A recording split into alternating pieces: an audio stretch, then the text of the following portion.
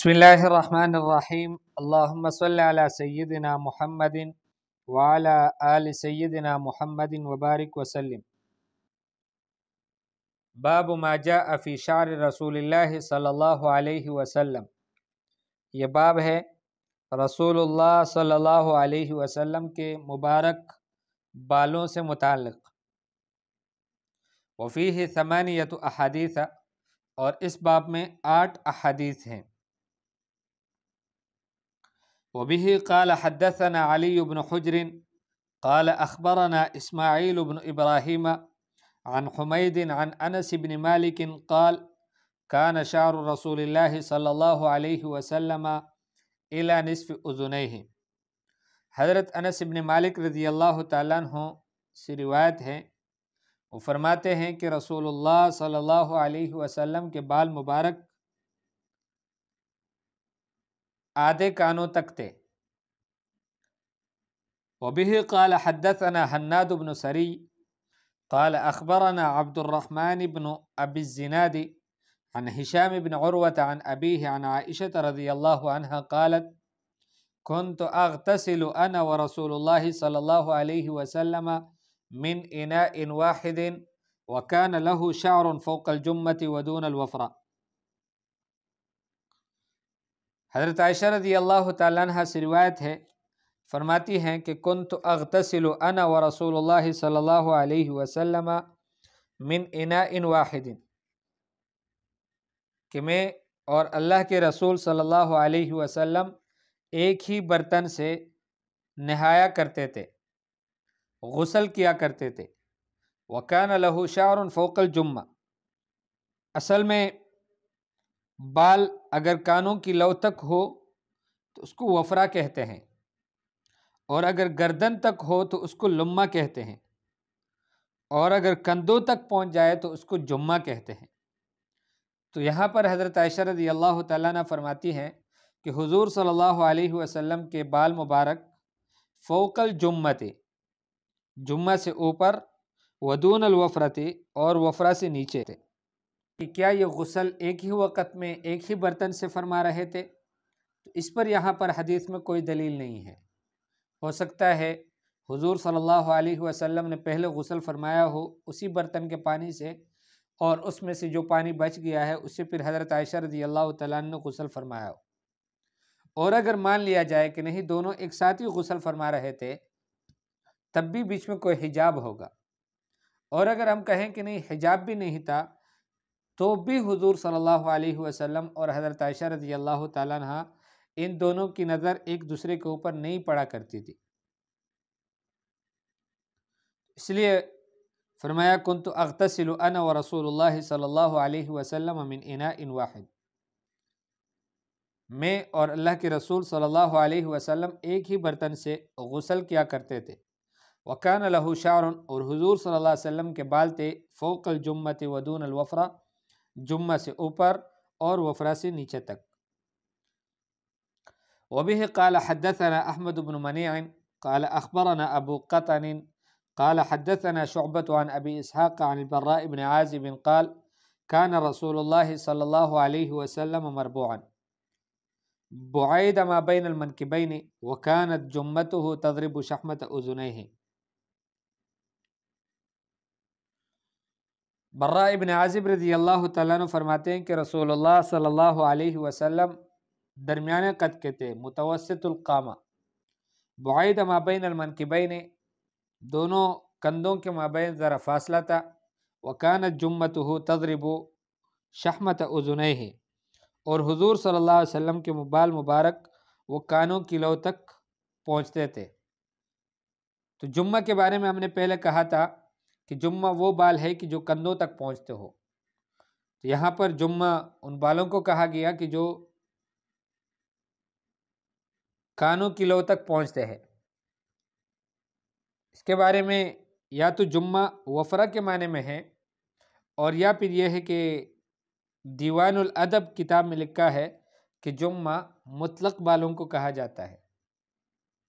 وبه قال حدثنا محمد بن بشار قال اخبرنا وهب بن جرير بن حازم قال حدثني ابي عن قتادة قال قلت لأنس كيف كان شعر رسول الله صلى الله عليه وسلم قال لم يكن بالجعد ولا بالسبت كان يبلغ شعره شحمة أذنيه۔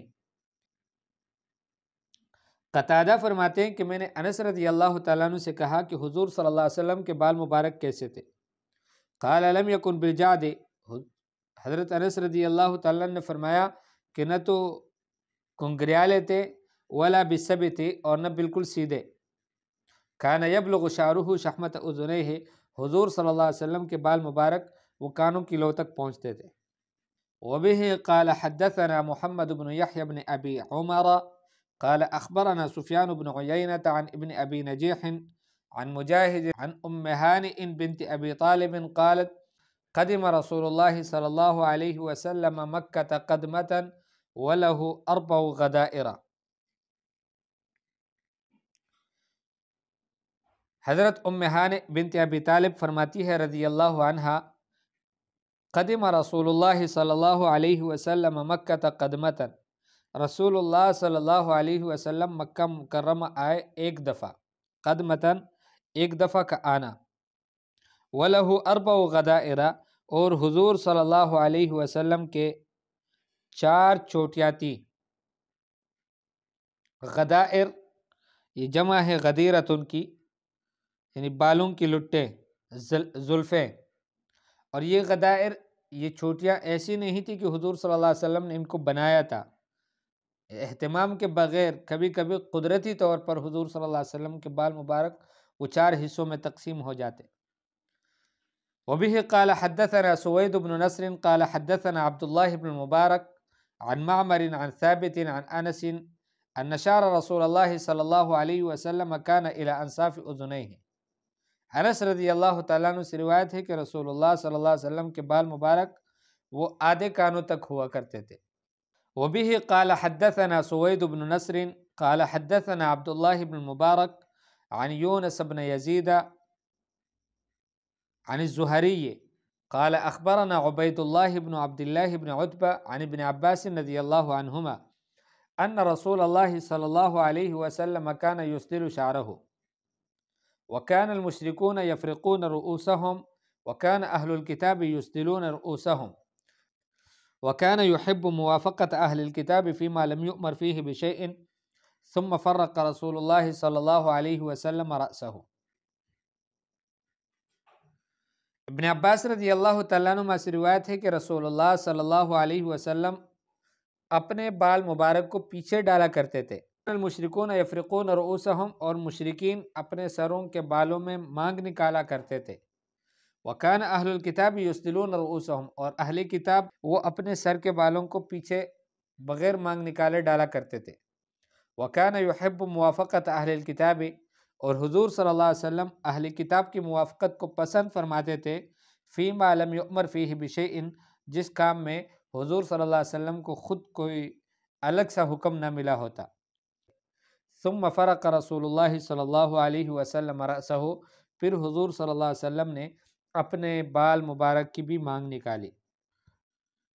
شروع میں حضور صلی اللہ علیہ وسلم مشرکین کی مخالفت کیا کرتے تھے اور اہل کتاب کی موافقت کیا کرتے تھے احوان البلیتین کے قاعدے کے موافق، لیکن بعد میں پھر حضور صلی اللہ علیہ وسلم نے اہل کتاب کی بھی مخالفت شروع کر دی۔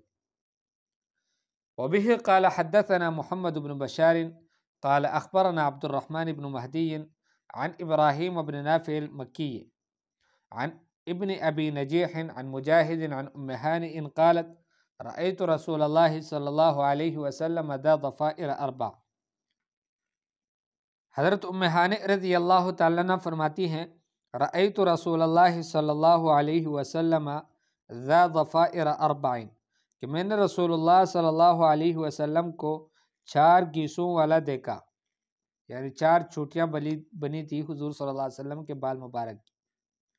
تو دیکھیں چونکہ بال ایسی چیز ہے کہ یہ ہمیشہ ایک حالت پر نہیں رہتی، کبھی کم کبھی زیادہ، تو جس صحابی نے جس حالت میں دیکھا اس نے اسی طرح سے بیان کیا۔ لیکن اتنی بات معلوم ہوتی ہے کہ حضور اکرم صلی اللہ علیہ وسلم بال مبارک رکھا کرتے تھے۔ حضور صلی اللہ علیہ وسلم نے صرف حج اور عمروں کے موقع پر اپنے بال مبارک کو کاٹا ہے، ورنہ اس کے علاوہ حضور صلی اللہ علیہ وسلم کے بال مبارک مستقل ہوا کرتے تھے۔